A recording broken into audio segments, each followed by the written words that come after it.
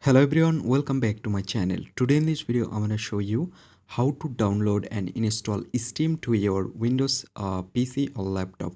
So let's begin our video.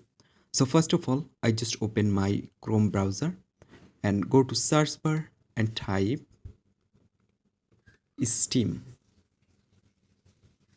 and then select enter. And here you can see there have an option install Steam, select it. And then you can see this is install Steam, select it, and here you can see it's downloading. So right now I just go on here, select yes,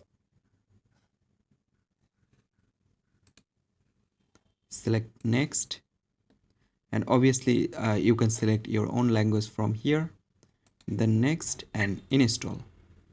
You just need to wait and finish. So that's it. Finally you can see Steam already installed to your PC or laptop.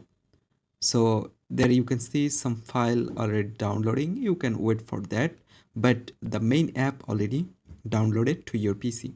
That's it. I hope you can understand. Hope guys this video can help you. Don't forget to like and subscribe to my channel.